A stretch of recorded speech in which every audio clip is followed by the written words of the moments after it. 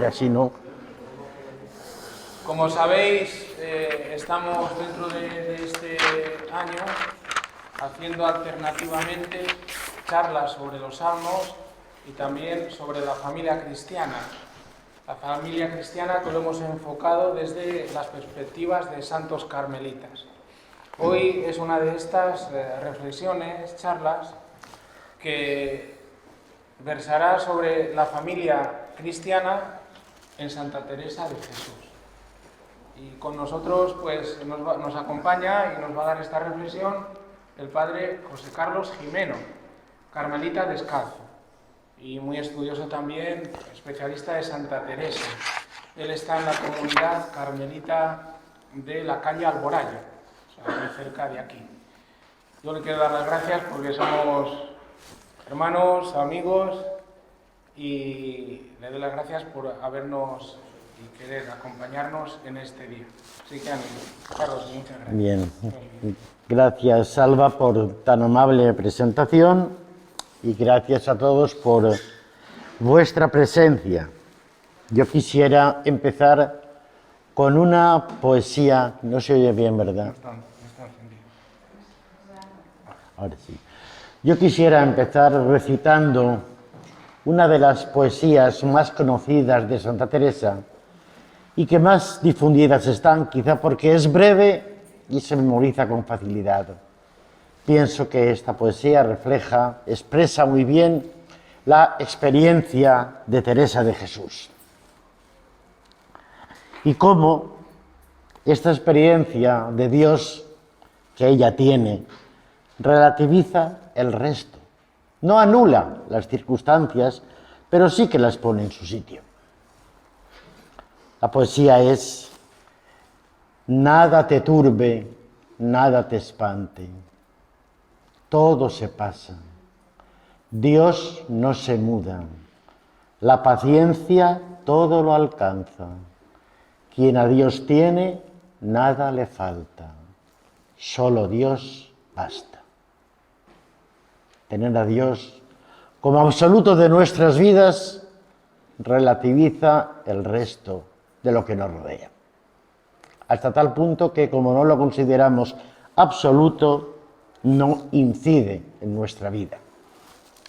Bien, he aceptado con mucho gusto la invitación de Salva, que sí somos compañeros, hermanos, amigos, y para mí es un gozo hablar de Teresa de Jesús y darla a conocer. Es cierto que he hablado muchas veces de la espiritualidad y sobre todo de la experiencia de Dios de la mística de Ávila, pero nunca había hablado, al menos de forma monográfica, de este tema, como es su experiencia familiar. Esta conferencia tiene dos partes. En la primera haré una presentación de la familia de Teresa y en la segunda las actitudes que ella adopta ante esa familia que tiene. La familia de Teresa. No voy a buscar documentación civil, fechas de nacimiento, ni nada por el estilo. Voy a presentar esta familia de Teresa tal como ella la presenta. Y lo hace en los primeros capítulos del libro de la vida. El libro de la vida es un libro muy especial. El que quiera conocer a Santa Teresa, que lea el libro de la vida, porque no nos presenta una vida o un relato anecdótico, cronológico, de fechas y lugares, sino que nos presenta su evolución humana y espiritual. Ella será reacia a escribir este libro. No le gustaba mucho hablar de sí misma. Y de hecho, cuando le pidan que escriba su vida, ella no querrá. Y responderá con una frase muy teresiana: que escriban los letrados, que para eso han estudiado. A mí que me dejen hilar mi rueca y seguir mi coro, que para eso soy monja. Sin embargo, cuando esta petición se convierta ya en una orden, ella dirá: mi vida no es sino la historia de la misericordia que Dios ha tenido conmigo. Y repetirá, a modo de estribillo, de no haber sido yo tan ruin. De hecho, ya en el prólogo dirá: ya sé que se habla de mi ruin vida y mis malas costumbres, y bien contenta estoy yo de que se sepan, porque así se verá más la misericordia que Dios ha tenido conmigo. Algo que claramente contrasta con la sociedad en la que vivimos, la sociedad de la imagen. Y yo soy consciente de que una imagen puede ocultar muchas verdades y muchas mentiras. Teresa de Jesús no es una mujer de imagen, es una mujer enamorada de la verdad. Entonces, entrando ya en esta primera parte, Teresa comienza el libro de la vida haciendo una presentación de la familia en la que nació, pero no de forma, digamos, objetiva, sino de la incidencia que tuvo en ella los padres que tuvo. Presenta en dos preciosas semblanzas las figuras de su padre, don Alonso, y de su madre, doña Beatriz, el hombre de cultura, aficionado a leer buenos libros. Ella, mujer piadosa, también leía libros, aunque no de la calidad de su padre. Seguidamente recuerda el grupo de hermanos, 9 varones y 2 chicas, más ella, aunque nos cuenta su predilección por su hermano Rodrigo, que es el que la precede en edad. Ella siempre tuvo un hermano preferido, y cuando falleció Rodrigo, el lugar de Rodrigo lo ocupó Lorenzo. Creo que conocéis la anécdota de que ella quería ser santa y quería imitar a los mártires. Y convenció a Rodrigo, era una gran líder, convenció a Rodrigo para ir a tierra de moros, dirá ella, a que nos decapitasen por Cristo. Los que conocéis Ávila, está el famoso monumento de los 4 postes, que es ahí donde los encontró un tío suyo, y Teresa dijo lo que querían hacer. Dice, pues, vamos a casa, que el que os va a martirizar será vuestro padre.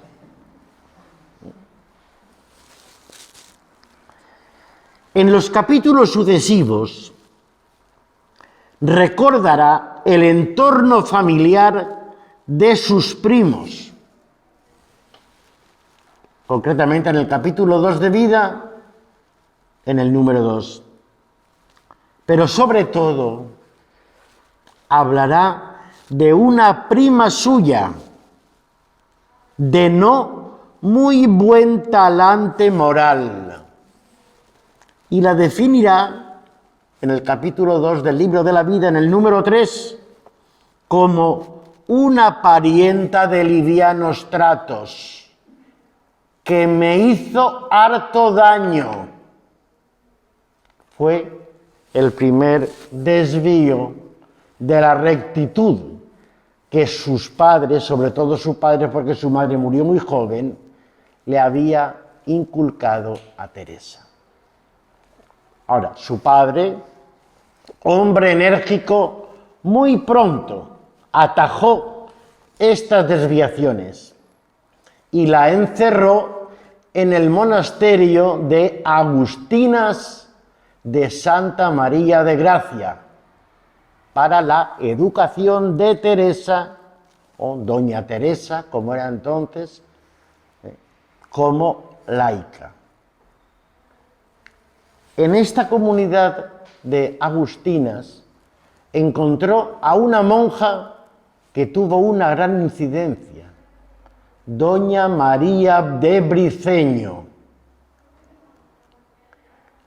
Gustaba mucho, dirá Teresa, de su trato y conversación, aunque, dejado ya el internado de Santa María de Gracia, ella dirá claramente: por aquel entonces andaba yo enemiguísima de ser monja, pero consideré que las penas del infierno, propio de su tiempo, no podían ser mayores que las del convento. Entonces, ahí se ve, digo entre paréntesis, ahí se ve la gran transformación que realizó Dios en ella. Ella entró monja por miedo a condenarse, pero poco a poco el miedo a condenarse se transformó en amor a Dios. De la misma forma que en la afición a la lectura de sus padres también la heredó ella. Ella era una lectura apasionada, hasta el punto de decir: el día que no tenía libro nuevo, paréceme no tenía contento.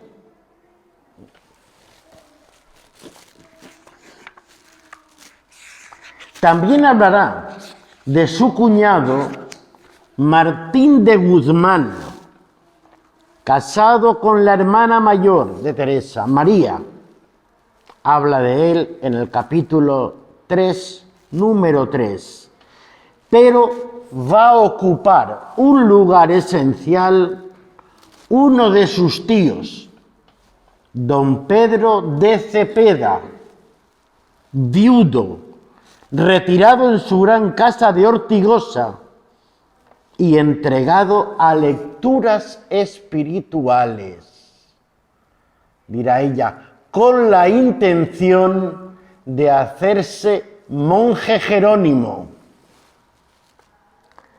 Su tío, Pedro de Cepeda, tuvo una gran influencia en la vocación de Teresa, como veremos. También formó parte de la familia su abuela materna, doña Teresa de las Cuevas, fallecida en el año 1625 y de la cual su nieta no nos habla. Así como Teresa recuerda desde la altura de los 50 años, el suyo fue un hogar por encima de la media de su época, como Teresa. Teresa fue una mujer por encima de la media de su época. Ella sabía leer y escribir, lo cual era normal. No era normal, perdón. Además, era una persona muy inteligente. A modo de ejemplo, ella sufrirá las consecuencias de la publicación del Índice de Libros Prohibidos, publicado por el inquisidor Fernando Valdés, donde se prohibirá la lectura de la Sagrada Escritura en romance, en castellano. solo se permitirá leer en latín, y así se lamentará diciendo: no es justo, Señor mío, que mujeres sin letras que no sabemos latín nos veamos privadas de tan grandes riquezas. Sin embargo, a pesar de ese lamento, ella tendrá una gran cultura bíblica. Oirá los sermones, leerá libros de espiritualidad, fijándose en las citas bíblicas que aparecían. De ahí también una mujer un tanto atrevida. Fray Luis de León estuvo preso por haber traducido el Cantar de los Cantares. La respuesta de Teresa, una mujer del siglo XVI, será comentar ese texto, que se lo hicieron quemar, porque se le ocurrió nada menos que empezar comentando el verso: que me bese con el beso de su boca. Pero esta era la santa. Digo entre paréntesis, a mí me molesta cuando dicen que Teresa de Jesús era una mujer rebelde. Ella no fue rebelde nunca. Era crítica, pero no rebelde. Así que, de hecho, cuando a ella le manden algo con lo que no esté de acuerdo, no lo vea claro, etc., ella responderá: yo muy aparejada estoy para obedecer, pero su eminencia, mire muy mucho lo que me manda. Era crítica.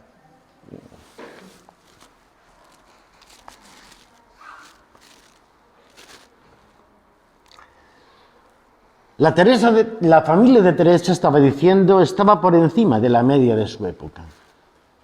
Familia numerosa, abierta a los libros y a la cultura, marcada por una vida de piedad muy sencilla pero sincera, en la que destacaba una gran devoción a la Virgen María, gracias a la influencia de su madre.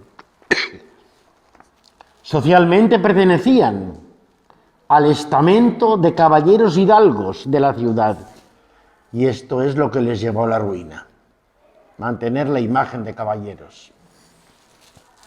Sin embargo, hubieron de defender, y es lo que estoy diciendo, este título con un penoso pleito que resultó para la familia más ruinoso que provechoso. De hecho, Teresa de Jesús tenía antecedentes judíos. Sin duda, Teresa, niña de 6 años, percibió los afanes del pleito, aunque no alude directamente a él. Teresa había asistido, aunque solo parcialmente, a la formación del hogar. Ya eran muchos cuando ella nació, y se agregó a los hermanos que la precedieron. Sin embargo, Teresa tuvo que vivir de cerca la desintegración de su familia, de su hogar. Muerta su madre, doña Beatriz, cuando contaba 34 años de vida, presenció la partida de sus hermanos a las Indias, América, a hacer fortuna. El casamiento de su hermana mayor, que fundará su hogar en Castellanos de la Cañada, en Ávila. La muerte de sus hermanos Antonio y Rodrigo, y como consecuencia la tristeza de su padre, don Alonso. La misma Teresa, tras hacer de ama de casa durante varios años, ingresó en el monasterio de la Encarnación. Finalmente, ella tuvo que presenciar de cerca la muerte de su padre, don Alonso, asistido por ella. En esta época, Teresa estaba viviendo una de sus crisis más fuertes. Y de hecho ella confiesa: fui a asistir a mi padre, estando yo más enferma en el alma que él en el cuerpo. En sus 47 años de monja, Teresa nunca se desentenderá de los problemas familiares. Se va a implicar, especialmente en los momentos más duros o frente a los asuntos más espinosos, que también los hubo. Por ejemplo, ella se hará cargo de su hermana menor, doña Juana, y la llevará consigo a la celda de la Encarnación y la encaminará al matrimonio. El monasterio de la Encarnación era un monasterio propio de la época. Ella misma dirá que no se prometía clausura. Las monjas podían salir con facilidad y los seglares podían entrar con facilidad. Por eso su reacción será, cuando funde San José de Ávila el primer monasterio de la Reforma, ella hablará de gran encerramiento.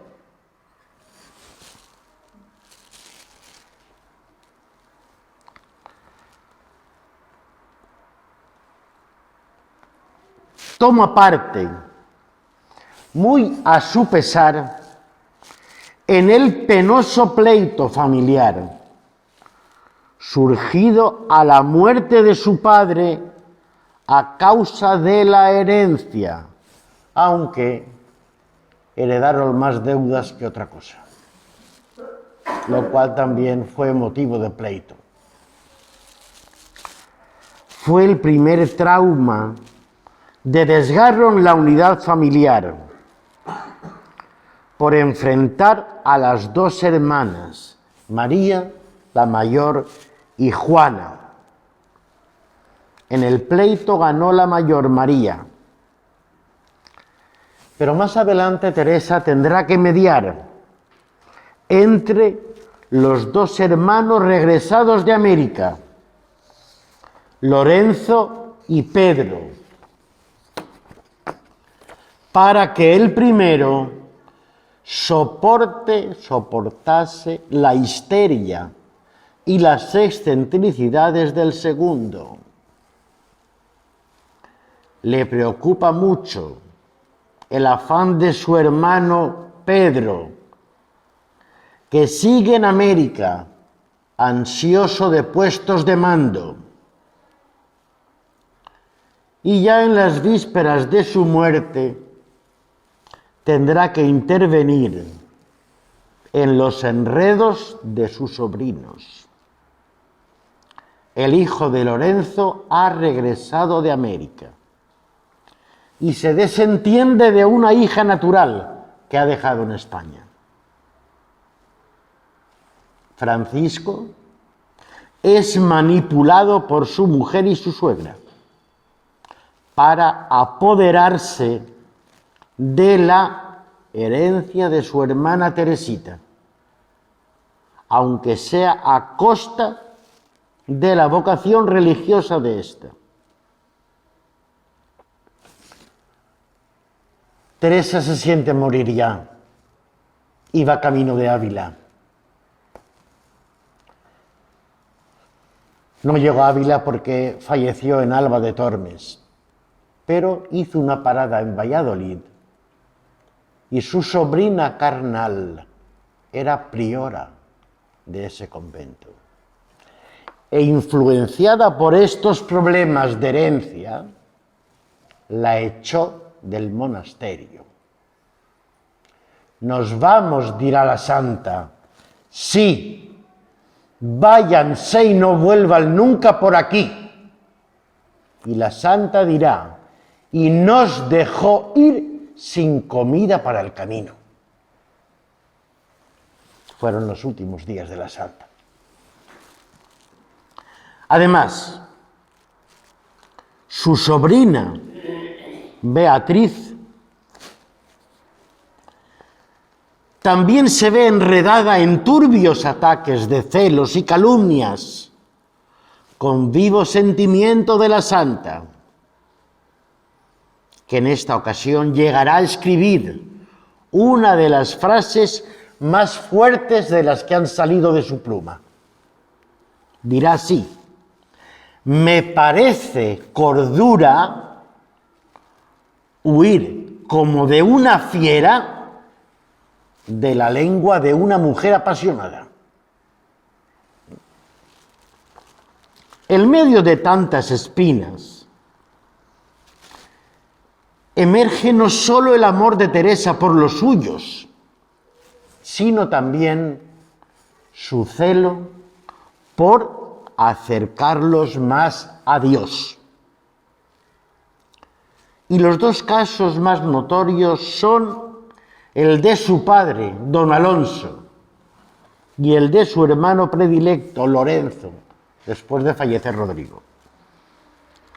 En el capítulo 7 del libro de la vida, Teresa cuenta la conversión profunda de su padre, iniciado por ella en la oración.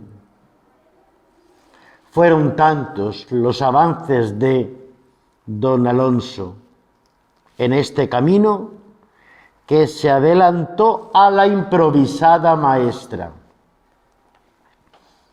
Y al sobrevenir su postrera enfermedad y su muerte, lo cuenta ella con emoción mal contenida, dedicándole elogios que preconizan la santidad del anciano moribundo. Vale la pena leer en el capítulo 7 del libro de la vida los números 15 y 16. Más intensa y lograda fue la dirección espiritual ejercida con su hermano Lorenzo a partir del reencuentro de ambos en Sevilla, cuando él vuelve de América. Nos situamos en el año 1575. Lorenzo regresa de América viudo a los 56 años, acompañado de su hermano menor Pedro, enfermizo y desarbolado de bienes de fortuna, y de sus 3 hijos todavía pequeños. Rápidamente, su hermano Lorenzo queda subyugado por la personalidad de Teresa y contagiado de su espiritualidad. Teresa lo hará confidente de su experiencia de Dios. Lo introducirá en el camino de la oración y lo asiste en la educación de sus hijos y en la administración de sus bienes. Lorenzo sigue fascinado y fraternalmente enamorado de su hermana Teresa hasta la muerte. Pues bien, estos son breves flashes que la santa relata en el libro de la vida sobre su familia. Y a esta altura puedo hacer mías las palabras del sabio en el libro del Eclesiastés, que dice: nada nuevo hay bajo el sol. Podéis ver que esta familia de Teresa era una familia normal como las que podemos encontrar ahora, pero con la con la que ella se implicó y de la que ella supo extraer influencias positivas. Después de esta presentación, quisiera presentar de forma breve, aunque ordenada, las actitudes y el pensamiento de Teresa acerca de su familia. Empiezo diciendo que resulta imposible sintetizar en tan breve espacio el pensamiento de Teresa sobre la familia y sus posibilidades de vida espiritual. Una de las lecturas decisivas, antes de ser monja, fueron las cartas de San Jerónimo, a las cuales ella alude en el libro de la vida, en el capítulo 3, número 7, que en la edición de Juan Molina, Valencia 1520, tenían un apartado dedicado a la espiritualidad familiar. De hecho, Teresa tiene la convicción de que, palabras textuales, también hay en él, en el estado del matrimonio, santos como en otros estados. Además, del propio hogar piensa, palabras textuales, claramente lo mucho que el Señor había puesto de su parte desde que ella era muy niña para allegarme a mí así con medios harto eficaces. Lo confiesa en la relación 16, número 2. Y de hecho, ella, pasado el tiempo y pasado sus devaneos adolescentes y juveniles, recordará el ambiente familiar. Y ahí dirá: empecé a recordar las verdades de cuando niña, queriendo decir, entre líneas, la importancia que tiene la familia en la que se nace y se crece. Aquí nos limitaremos a indicar la secuencia de situaciones y actitudes adoptadas por la santa ante los diversos problemas de la propia vida. Teresa jamás se va a evadir de su familia y va a llegar a tener un gran equilibrio entre la vida monástica a la que ella estaba llamada con su dedicación a la familia, con una única finalidad: su celo de acercarlos a Dios, sin eludir los problemas materiales o circunstanciales. En la familia, además de los miembros del hogar, Teresa admira y secunda el ejemplo virtuoso de su tío don Pedro, del cual ya he hablado, al cual define con estas palabras: muy avisado y de grandes virtudes, viudo, a quien también andaba el Señor disponiendo para él. Lo extraño es que la misma Teresa concluye el relato de la convivencia con su tío exclamando: válgame Dios, ¿por qué términos me animaba su majestad, disponiendo para el estado en que se quiso servir de mí.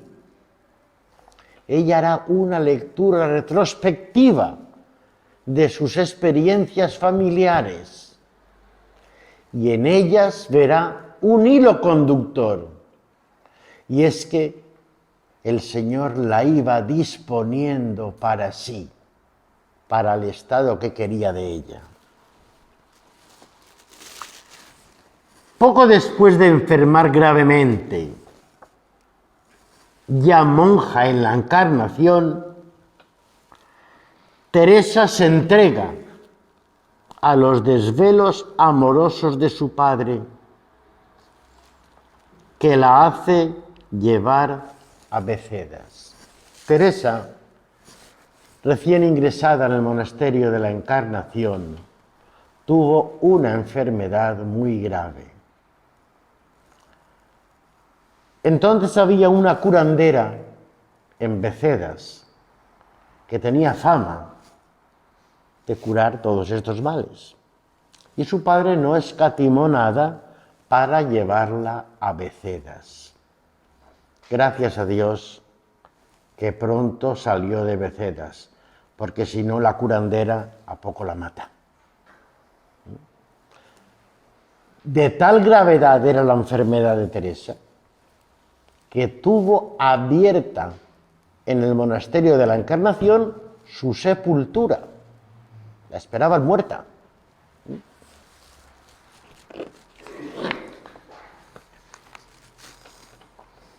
Al regreso de Becedas, su padre la acoge en su propia casa, pero tras el paroxismo sufrido por la santa, Teresa exigirá que la lleven inmediatamente al monasterio de la Encarnación y dirá: a la que esperaban muerta, recibieron con alma, mas el cuerpo peor que muerto. Estuvo tullida varios años, iba a rastras, no podía andar. Después, en el propio monasterio, Teresa contribuye a resolver los problemas familiares que le llegan. Llevó consigo, por lo que decía antes, no se prometía clausura. Llevó consigo a su hermana mejor, Juana de Ahumada, y preparándola para el matrimonio, que no para la vida religiosa. Hay que decir que si bien son pocos, escasos, los datos que poseemos, Juana contrajo matrimonio en el año 1553. Por estos mismos años, tras la muerte de su padre en el año 1543, Teresa tiene que soportar, dolorida, el desgarro familiar entre los hijos de la primera y la segunda esposa de su padre. Su hermana mayor María, hija de la primera esposa, no acepta el testamento de su padre.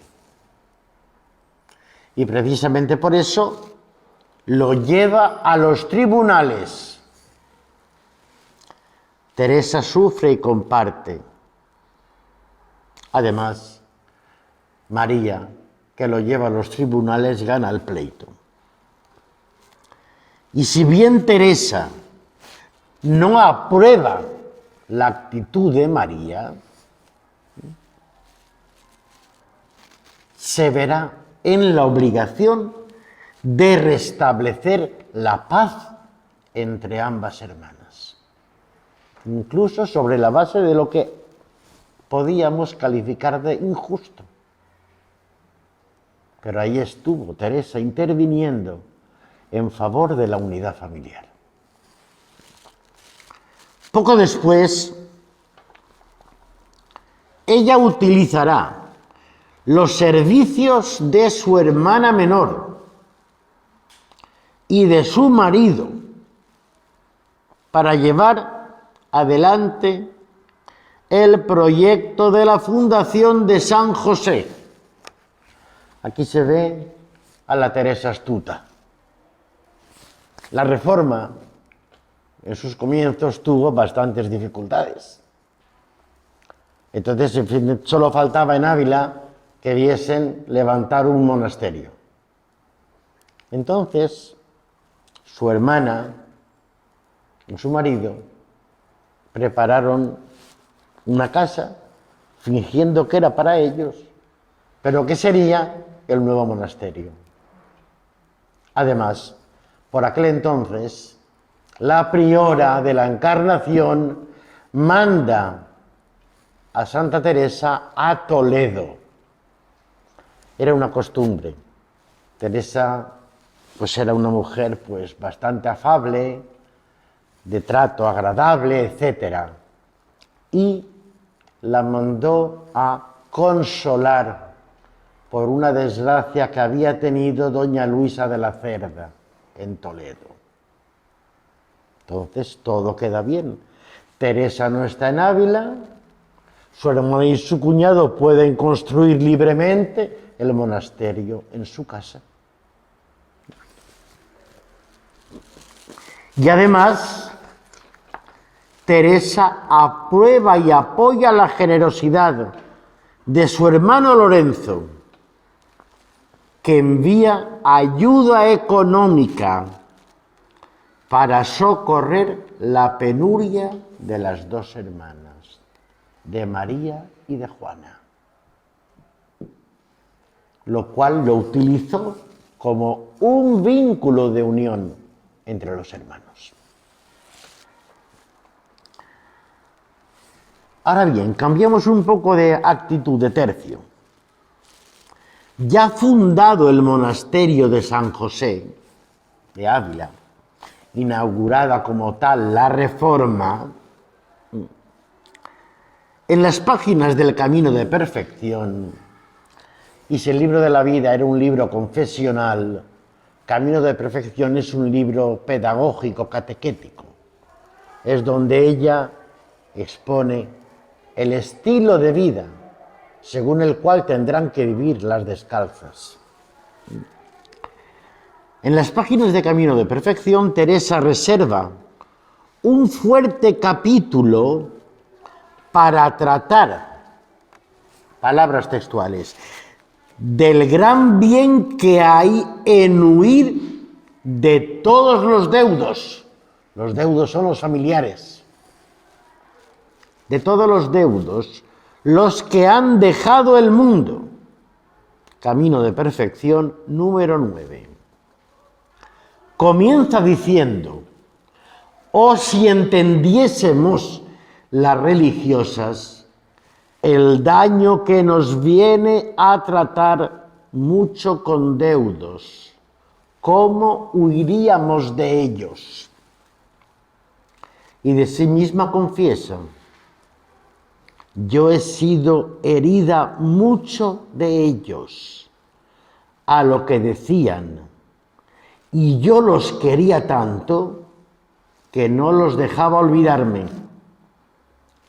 Y tengo por experiencia en mí y en otras que dejados padres que por maravilla dejan de hacer por los hijos. Y es razón con ellos cuando tuvieran necesidad de consuelo. Si viéremos, no nos hace daño a lo principal, no seamos extraños, que con desasimiento se puede hacer y con hermanos. No se trata de evadirse de la familia, se trata de estar presente, pero, subrayo la expresión teresiana, con desasimiento. que no nos desvíen de nuestro estilo de vida, de la opción de vida que hemos hecho.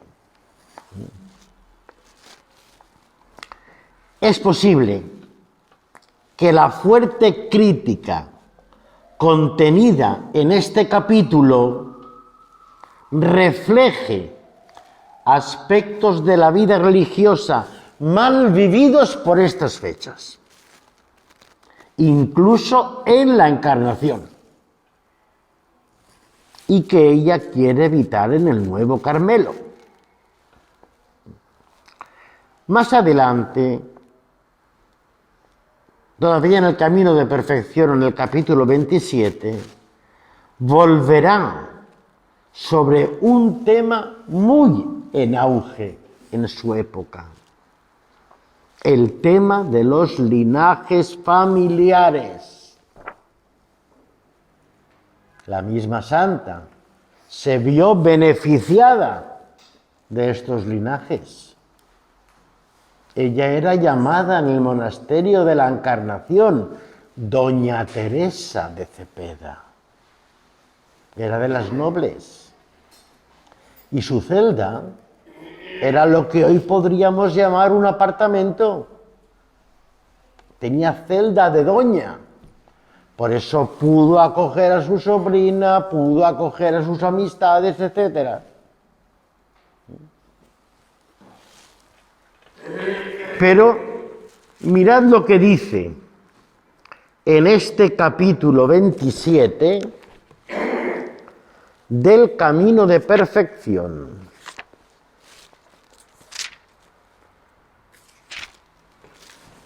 Ya en el título, en que trata el gran amor que nos mostró el Señor en las primeras palabras del Pater Noster, y lo mucho que importa no hacer caso ninguno del linaje, las que de veras quieren ser hijas de Dios. Y después, en este mismo capítulo, dirá en el número 5.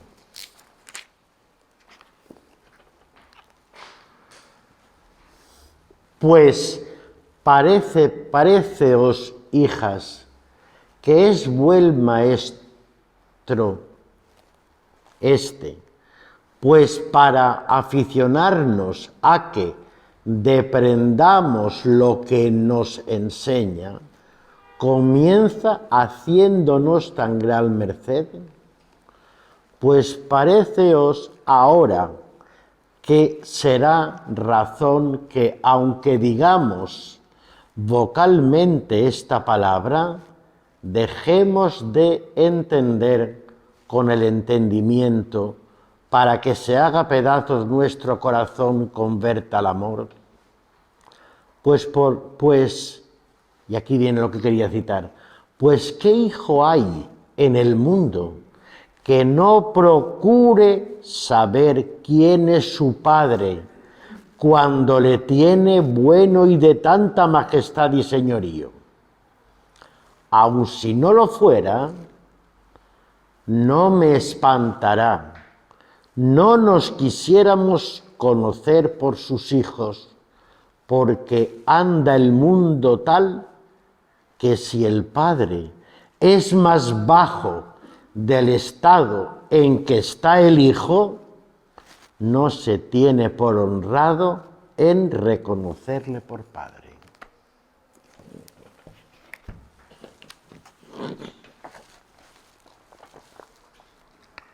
Con fina crítica sobre usos y abusos de la época, dirá: anda el mundo tal que si el padre es más bajo del estado en el que está el hijo no se tiene honrado por conocerle por padre.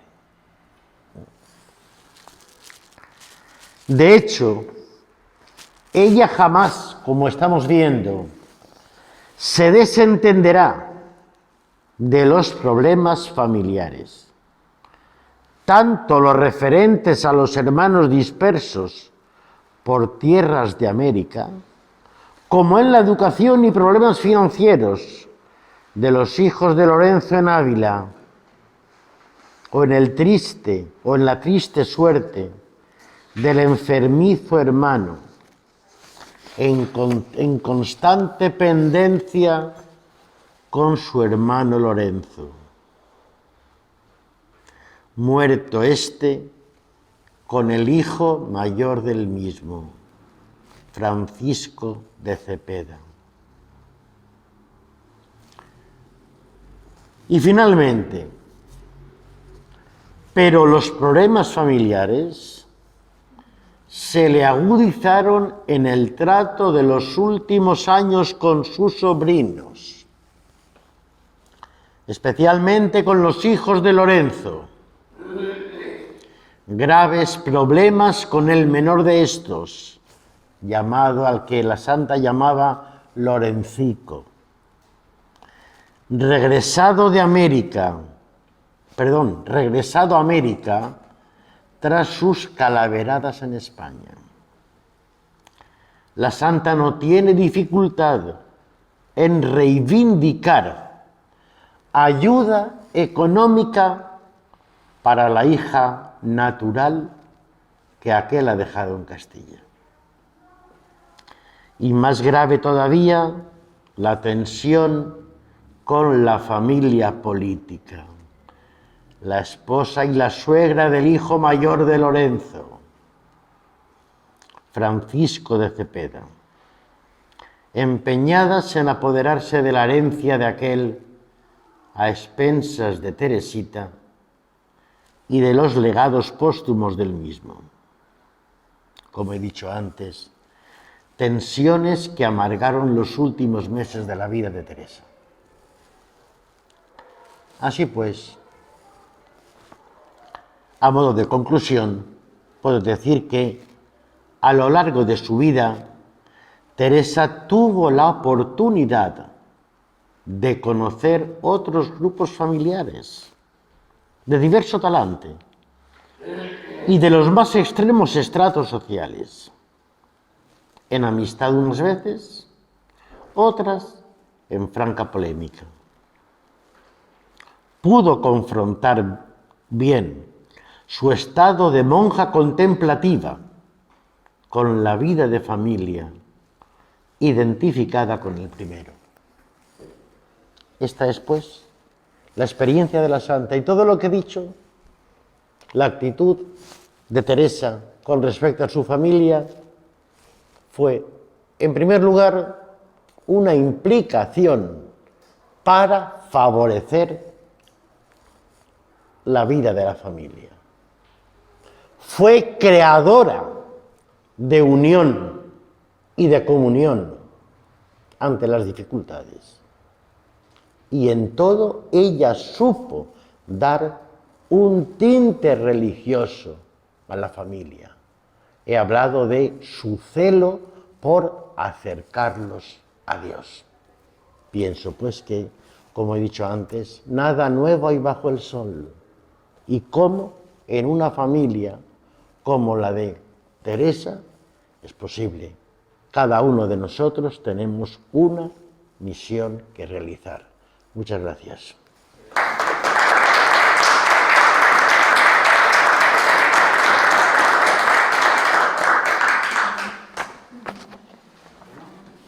Muchas gracias. Muchas gracias por toda esta reflexión sobre Santa Teresa y su familia. Como vemos, entonces y ahora en todos sitios cuecen habas. Pues sí. Muy bien, pues que podamos poner siempre al Señor en medio para poder responder con este amor que nosotros recibimos de Cristo, y poder responder a todo también de este modo sabio y cristiano de Santa Teresa. Vamos a terminar, si queréis, con un Padre Nuestro y damos por concluida. Rezamos juntos. Sí. Padre nuestro, Que estás en el cielo, santificado sea tu nombre. Venga a nosotros tu reino. Hágase tu voluntad en la tierra como en el cielo. Danos hoy nuestro pan de cada día, perdona nuestras ofensas, también nosotros perdonamos a nosotros. No nos dejes caer en la tentación y líbranos del mal. Amén. En el nombre del Padre, y del Hijo, y del Espíritu Santo. Amén. Muchas gracias. Muy bien, Carlos.